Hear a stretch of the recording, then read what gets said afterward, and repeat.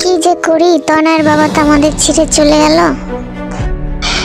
এখন আমার এই ছোট ছোট দুটো ছেলে মেয়ে নিয়ে কি করে যে বাঁচবো, কিছুই তো বুঝতে পারছি না। একদিকে স্বামী না থাকার কষ্ট, অন্যদিকে ছেলে মেয়েগুলোকে কি করে যে মানুষ করব তার একটা বড় চিন্তা ভাবনা।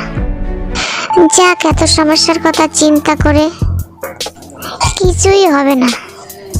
সমস্যার সমাধানের কথা চিন্তা করাই সব থেকে ভালো কাজ। তনিমা, এইদিকে আয়, শোন।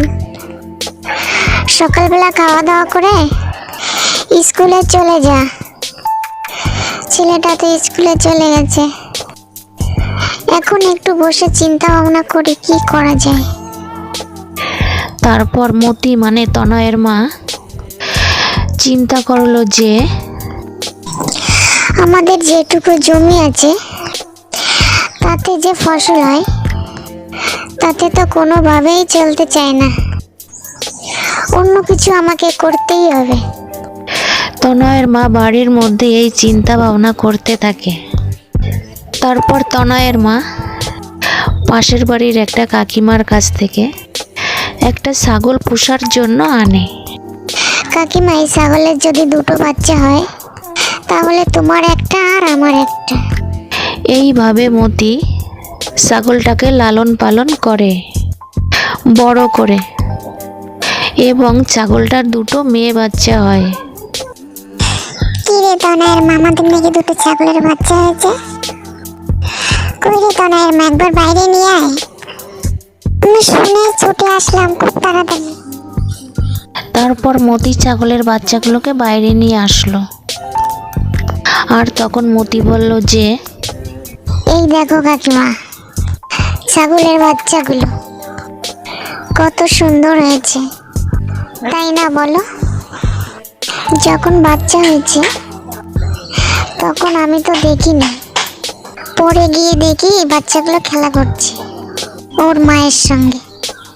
কাকিমা বলল, ও তাই নাকি? তাহলে মতি, তুই যা বলেছিলিস তাই হলো, এবং তোর মনের আশাও পূর্ণ হলো। তাহলে তুই একটা রেখে দে আর আমাকে একটা দিয়ে দে। তারপর পাশের বাড়ির কাকিমার মনের মধ্যে একটা বিষয় বেশ নাড়া দিল। তোর তো অনেক অল্প বয়স, আমাদের ছেলেটা তো এখন আর নেই, তাই তুই এই বাচ্চাদের নিয়ে কি সারা জীবন কাটাতে পারবি, নাকি একটা বিয়ের চিন্তা করবি? একটু চিন্তা ভাবনা করে না কাকিমা, ওই ধরনের চিন্তা ভাবনা তো একদমই করি না। কেননা কাকিমা, আমার সন্তানের ভালো থাকা মানে আমার জীবনের সবকিছু ভালো থাকা। আর আমার এই দুটো বাচ্চা নিয়ে কে আমাকে বিয়ে করবে বলো? আবার অনেকের তো বিয়ে হয়, অনেকে ভালো স্বামী পায় আর অনেকে পায় না। কাকিমা, ভগবান যদি সাথ দেয় তাহলে তো ভালো থাকা যায়। তারপর দুজনের মধ্যে কথা শেষ হওয়ার পর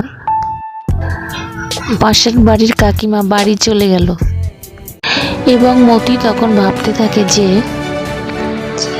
কাকিমা যা বললো তা এখন ভাবনা করার কোনো দরকার নেই, কারণ জীবন কোন দিকে যাবে তার কোনো নিশ্চয়তা আছে নাকি? আমার এবং আমার বাচ্চা দুটো ভবিষ্যৎ অন্ধকার হয়ে যেতে পারে। ভগবানের উপর ভরসা রেখেই চলি এখন। তারপর যদি কোনো ভালো মানুষ আমার বাচ্চা সহ আমাকে জীবন সঙ্গী করতে চায়, তাহলে আমি এরকম একটা পুরুষ মানুষকে জীবন সঙ্গী করব। তারপর তনয়ের মা মতি ভাবলো যে যাকে এসব এখন আর চিন্তা করে লাভ নেই, ছাগলের বাচ্চাটাকে এখন যত্ন করি আমি। ও মা, আমাদের ছাগলের বাচ্চাটা তো অনেক সুন্দর হয়েছে। এই বাচ্চাটাকে আমরা অনেক যত্ন করব, অনেক ভালোবাসবো। এ বড় হয়ে আবার বাচ্চা দেবে, তাই না মা? হ্যাঁ আমার তনি মা, তোদের জন্যই তো এত কষ্ট করি মা। তোদের দুই ভাই বোনকে আমি সারা জীবন সুখে রাখতে চাই। তারপর তনয়ের মা মতির 10-12টা ছাগল হয়ে গেল। তারপর তনির একটা ছাগলের খামারও হয়ে গেল। মা, তুমি কত ভালো।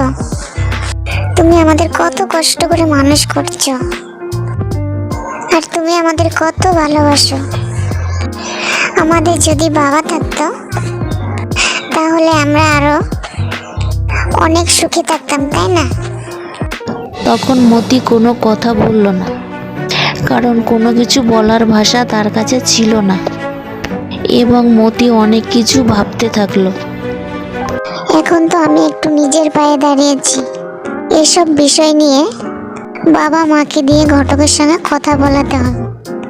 তখন মতির মা বাবা একটা ঘটকের সঙ্গে সব কিছু খুলে বলল, আর বলল যে ভালো চলে হলে নিয়ে আসবে, আর না হয় আনার কোনো দরকার নেই। তারপর ঘটক একদিন একটা ছেলে নিয়ে আসে, আর সেই ছেলেটার সঙ্গে সব বিষয় নিয়ে মতি কথা বলে। ভালো আছেন আপনি? খাওয়া দাওয়া কখন করেছেন?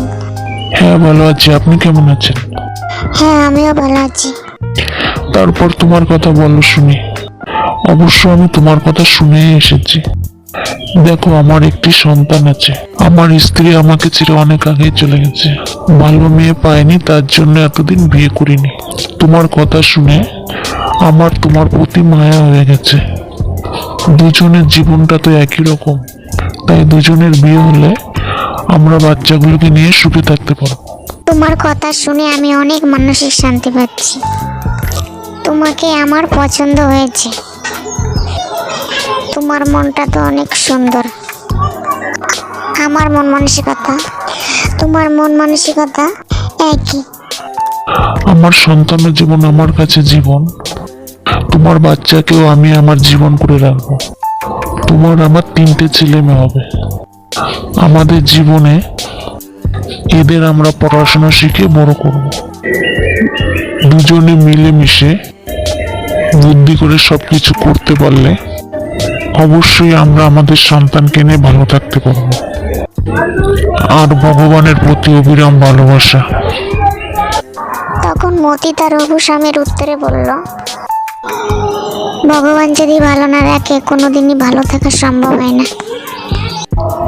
তখন মতির হবু স্বামী বলল যে আমি জীবনে যেমন একটা মানুষকে জীবন সঙ্গী হিসেবে খুঁজেছি, ভগবান আমাকে মিলিয়ে দিয়েছে। আজ থেকে আমি আমার 3 সন্তানের পুরোপুরি দায়িত্ব নিয়ে নিয়েছি। আমি ওদেরকে জান জীবন দিয়ে মানুষ করব, আর তোমাকে আমি আমার হৃদয় দিয়ে ভালোবাসবো। আর তুমি তো মেয়ে মানুষ হয়ে ভালোই ছাগলের ব্যবসা করছো, আর আমি তোমাকে এই কাজে অনেক সাহায্য করব। আর আমরা দুজনে মিলেমিশে এই ব্যবসাটাকে আরো উন্নতি করব।